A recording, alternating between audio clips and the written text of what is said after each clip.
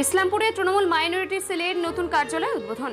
Raiganj town সভাপতির দায়িত্বে শাহবাজ আলম।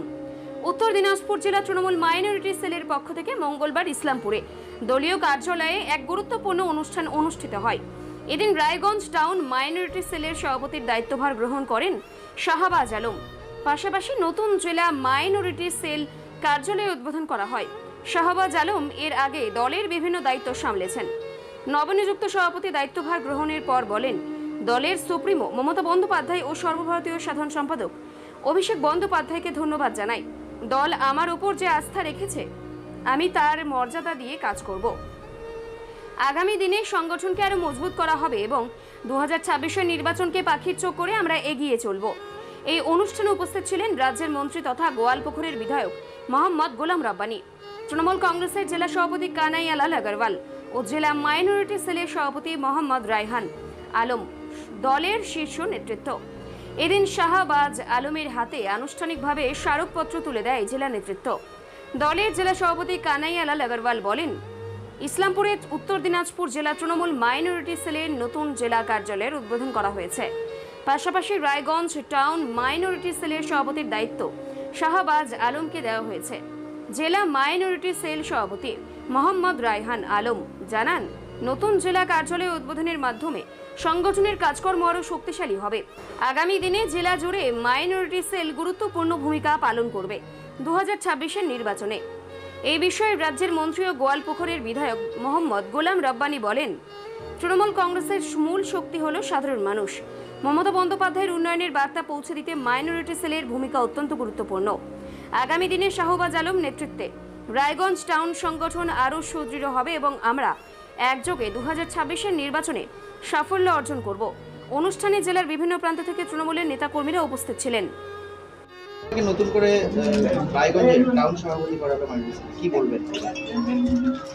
আমি ধন্যবাদ জানাবো আমাদের মুখ্যমন্ত্রী মমতা বন্দ্যোপাধ্যায়কে, আমাদের সর্বভারতীয় সম্পাদক শ্রী অভিষেক ব্যানার্জি মহাশয়কে, আমাদের মাইনরিটি রাজ্য সভাপতি মোশাররফ হোসেন মহাশয়কে, আমাদের minority district president Raihan Alam সাহেবকে, আর আমাদের রায়গঞ্জের বিধায়ক শ্রী কৃষ্ণ কল্যাণী মহাশয়কে, আমাদের রায়গঞ্জের সকল তৃণমূল নেতৃত্বকে। আমি চেষ্টা করব আজকে আমাকে যে দায়িত্ব দেওয়া হয়েছে সে দায়িত্ব আমি ভালো করে পালন করার। আমি মাদার কমিটির সঙ্গেও আলোচনা করে আমাদের ওয়ার্ড কমিটি, বুথ কমিটি থেকে শুরু করে ওয়ার্ড কমিটি, এই সব আমরা ভালো করে গুছাবো এবং টাউন, আমাদের রায়গঞ্জ টাউন মাইনরিটি প্লাস সাথে আমাদের ব্লক নেতৃত্বকে নিয়ে রায়গঞ্জ বিধানসভায় সামনে আমরা মাইনরিটি সংগঠনটাকে আরও স্ট্রং করব, শক্তিশালী করব। আমার নাম শাহবাজ আজম।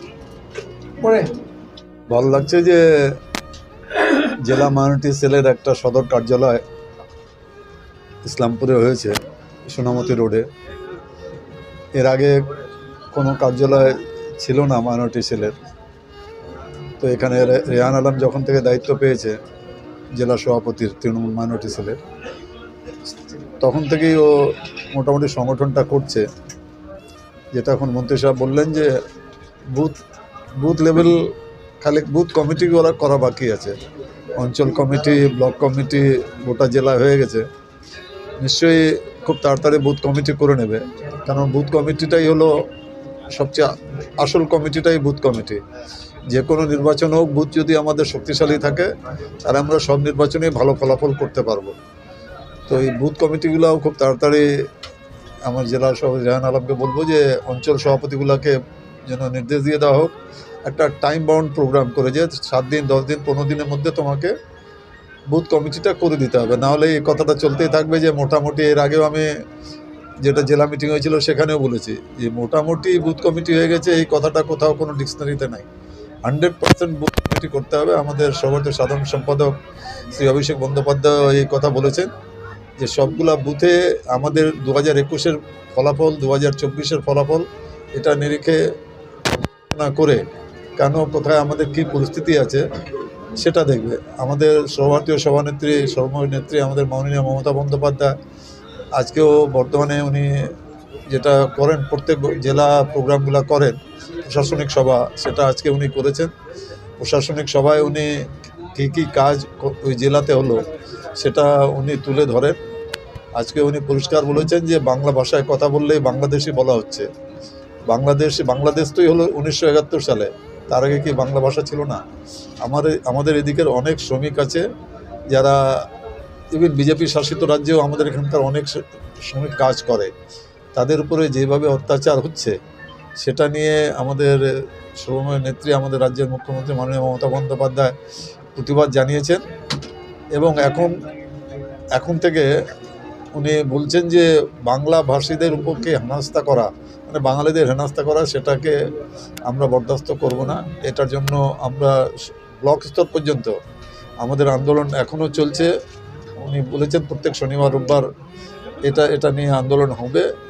এসআইআর ব্যাপারটা বিহারে যেরকম 65 লক্ষ লোকের নাম বাদ দিয়ে দিয়েছে এসআইআর, এই ভোটার লিস্টেই কিন্তু নরেন্দ্র মোদীজি উনি নির্বাচিত হয়েছেন, তাহলে তখন এই এসআইআরটা কোথায় ছিল? এখন বলছেন লক্ষ লক্ষ ভোট বলে ভুয়া ভোট আছে। তো পশ্চিমবাংলায় একটা যোগ্য লোকের, আমাদের অভিষেক বন্দ্যোপাধ্যায় পুরস্কার বলে দিয়েছেন যে একটা যোগ্য লোকের ভোটের নাম বাদ দেওয়া যাবে না। आज रायगंज में जो है माइनॉरिटी का किसी को दायित्व दिया? हाँ, आज देंगे, चेयरमैन साहब का हाथ से देंगे। रायगंज टाउन का प्रेसिडेंट हम लोग बनाएंगे। हमने पूरे डिस्ट्रिक्ट में जो है कमेटी बना लिया है, सिर्फ रायगंज टाउन प्रेसिडेंट बाकी है। मेरा डिस्ट्रिक्ट का एक जनरल सेक्रेटरीज और जो एग्जीक्यूटिव बॉडी का मेंबर है या वो अंचल प्रेसिडेंट है, एक प्रेसिडेंट है। ऑल आर लिटरेट, मतलब सब ऐसे लोगों को मैं बनाया हूँ जो गांव के 10 आदमी को जो है कोई चीज़ समझा सके, बुझा सके माइनॉरिटीज़ के बारे, ये मैंने तैयार कर दिया है। और सबसे बड़ी खुशी की बात है कि हर एक आदमी जो मेरे कमेटी में, सबका मेरे पास फ़ोटो तक है, फ़ोटो और मोबाइल नंबर। मैंने नया सिस्टम किया है और हम एक जो है बहुत खूबसूरत किताब बना रहे हैं। ये किताब मैं चेयरमैन साहब को दूंगा, हमारे डिस्ट्रिक्ट प्रेसिडेंट साहब को दूंगा, एक मंत्री जी को दूंगा, हर MLAs को दूंगा। और यहाँ तक कि मेरा टारगेट है कि मैं चेयरमैन साहब दीदी के हाथ में कभी किसी प्रोग्राम में दूं। इतिहास में पहली बार होगा कि हमारा पूरा कमेटी के पास जो है हमारा जो है फोटो है, और हर बूथ कमेटी से लेकर के जो है अंचल कमेटी से लेकर के जो है ब्लॉक प्रेसिडेंट तक जो है ये हमारा एक टीम बना है। देखिए ये खूबसूरत एक किताब होगा जो है हर आप एक तो मज़िया मैं बात बोल देता हूँ कि अगर इस्लामपुर का आदमी अगर मेरा करंदगी में बिरादरी करे तो उसको किसी को पूछना नहीं पड़ेगा, मेरा बूथ प्रेसिडेंट को पूछना पता चल जाएगा। तो हर पूरे इस्लामपुर ब्लॉक में हमने 300 आदमी को सिलेक्शन किया है, और पूरे उत्तर दिनाजपुर में हमने 10 ब्लॉक में जो है 3000 लोगों का एक टीम बनाया है। वो 3000 जो है सिर्फ एक मैन है, उसके बाद उसका 2 सर्किल है, इसलिए 9000। इसलिए हम जब भी कोई प्रोग्राम करेंगे, चेयरमैन साहब जब भी चाहें हमसे 9000 आदमी का जो है हिसाब ले सकते हैं, मैं उनको 9000 आदमी हाजिर कर दूँगा। और हमारे माननीय मंत्री जो है हमको हर वक्त डायरेक्शन देते रहते हैं कि कैसे करना पड़ेगा, कैसे संगठन को आगे करना पड़ेगा। ग्वालपोखड़ में आज 4 दिन से लगातार दौरा कर रहा हूँ, चाकुलिया में मैं 4 दिन से लगा हुआ हूँ।